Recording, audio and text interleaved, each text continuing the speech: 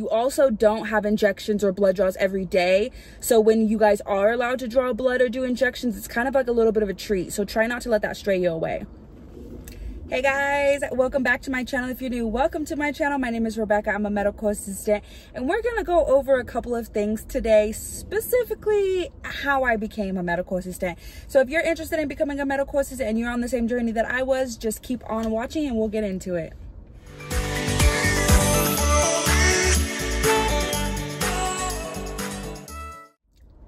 Okay, so I graduated in the year 2016, and immediately I knew that I didn't want to go to like a big university or anything like that because I wasn't too positive what I wanted to do with my life yet.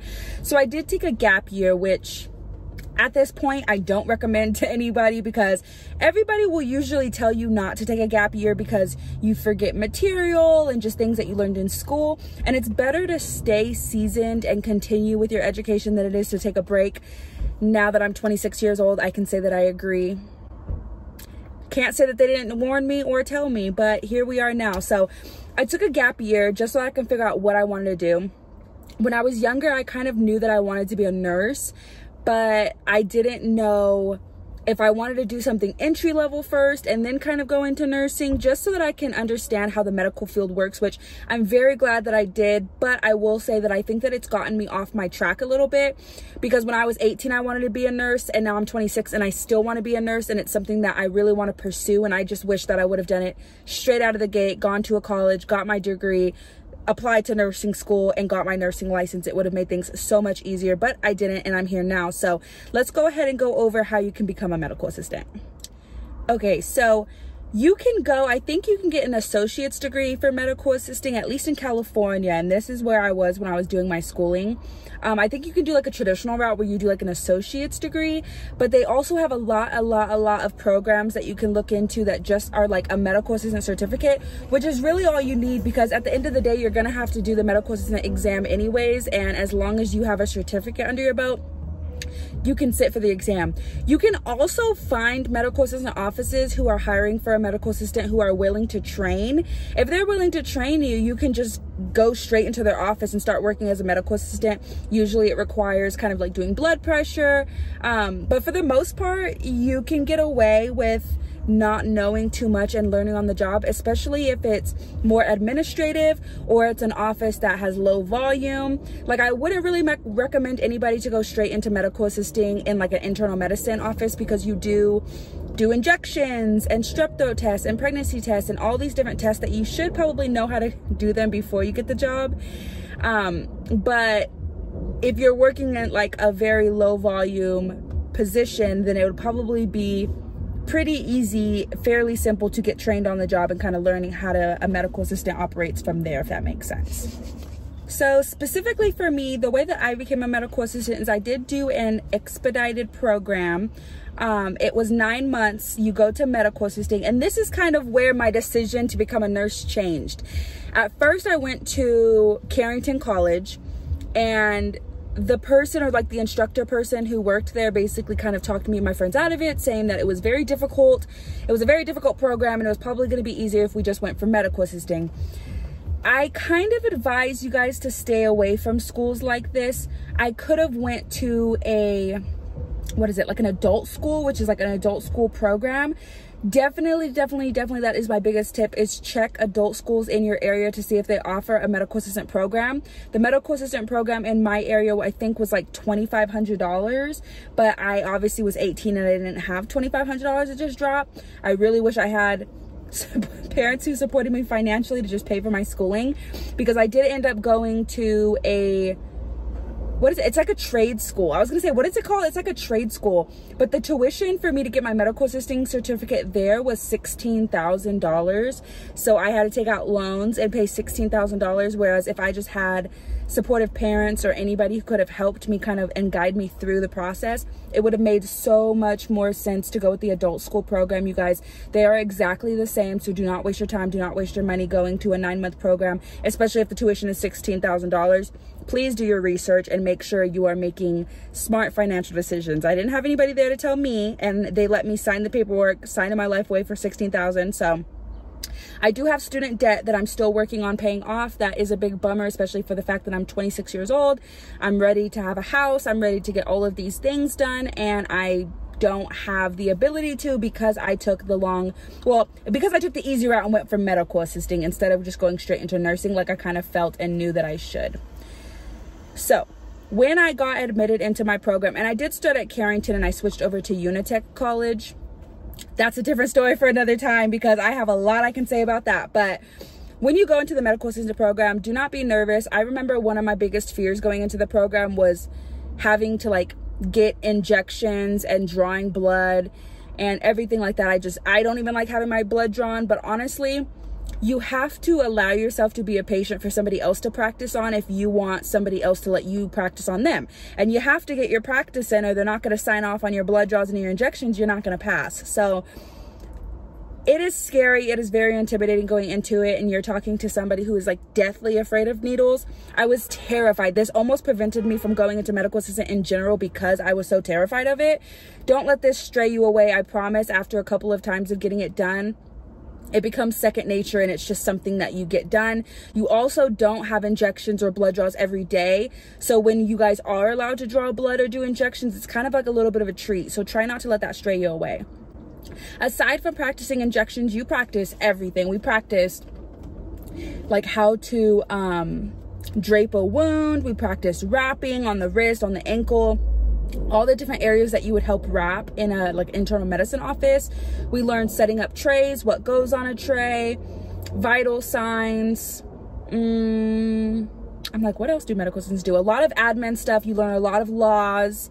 There's a lot that you learn as a medical assistant, and I really, really love this job. Currently, I am working at a nephrology office. I love it. I primarily am back office. And in the nephrology practices that I've worked at previously, I've worked at one previously, and then the one that I currently work at, the way that the situation is set up is that there's one MA per doctor. So you're kind of following that doctor's clinic and his patients, the labs coming back, chart prepping for the doctor, pretty much anything that the doctor needs. You are literally their assistant. I've had other jobs where I had to do check-in, check-out, room the patient, do the vital signs. Like, you had to do the whole shebang. And I'm blessed enough to say that the office that I'm currently in now does have somebody who checks out, checks in, calls patients, get them set up for their new patient appointment. Almost all things that are scheduling or admin are on the administrative people at my job, and I'm strictly back office. Like I said, I room patients, do vitals, check up things for the doctors, send med refills, you name it, I do it. I really, really love this office. I think it's important for you to kind of look at the specialties around your area because it'll help you out a ton when it comes time for you to graduate. At the end of my program, we did do an extern site, and they did allow us to give kind of like I think it was like the top 3 choices that we would want to have. One of my big ones was OB. Because I want to be a labor and delivery nurse. So I just wanted to be an OBGYN in any which way or shape or form that would help and look good on my resume and give me the experience that I needed to feel comfortable when it comes time to actually go into like OB unit or like a labor and delivery, mother, baby. That's kind of like the gist of kind of what I like. So I wanted to make sure that I was set up, but I was really, really good at hands-on, hence why I'm a back office medical assistant. I've always been really good with my hands and working with hands-on things. So my instructor ended up telling me that she would rather place me at an internal medicine location because she knows that some OB offices don't allow their medical assistants to do as much. So she wanted to make sure that I had a lot more hands-on skills, which I really appreciate because straight out of the gate, I was going into internal medicine. Like I said in the beginning of this video, I was doing pregnancy tests, strep throat tests. We do intramuscular injections, so like iron injections, like your regular ones. We did subcutaneous in the back of the arm. I did TB tests. I set up for pap smears, sent labs, called patients, like you name it. I did everything at that office. So if you're going through your medical assistant journey right now and you're currently in school and they do offer extern sites, I highly, highly, highly recommend you go into an internal medicine. I know it's not sometimes what people want because they do want to go into a certain specialty. Like I wanted to go into like labor and delivery or OB, but I promise you, you do so much and you see so much in internal medicine because it is a broad spectrum. If you're unfamiliar with internal medicine, it's basically just like general adults above the age of 18, they see so like a wide variety of different things, because this is going to be where basically people come to see their primary care physician. So it is exactly that. It's their primary care. So across the board, lots of people come in to get physicals. Like I said, they come in to get injections. Anything and everything that's not under a specialty basically falls under the PCP, and that's where I was when I was doing my internal medicine extern site, and that worked out really well. Straight out of there, I did go and join a nephrology practice. I didn't stay too long because I did have to go back to school. That's a whole nother story, but after that, I ended up going into in-home services and working for a patient who had autism, and I would just sleep there overnight. It was a really easy job. Eventually, I went and got my ophthalmology job, so I was working ophthalmology and overnight patient care, 2 full-time jobs. Your girl was grinding, and then she fell pregnant. So I stayed home for a couple of years so that I could be with my son. Things were hitting the fan in California. We decided to move out here to Colorado. If you guys haven't seen my move into Colorado video yet, please go click on that. Give it a big thumbs up. We did move to Colorado, and I did secure a full-time job. It was just easier, okay? If you guys are from California or specifically the Bay Area, then you know it is kind of going downhill. Not just that, but the prices are going up. So while it's going down, the prices are going up, and it just did not make sense to me. I will never sell my soul to live in a certain area. I'm just going to move somewhere that it's cheaper and it's more reasonable. I am not one for the rat race or getting sucked into like corporate life. That is just not me. I love to travel. I love to be a free spirit. I love to experience new things. So ultimately that kind of leads into me wanting to be a labor and delivery nurse as well, or just a nurse in general, because you work 3/12s.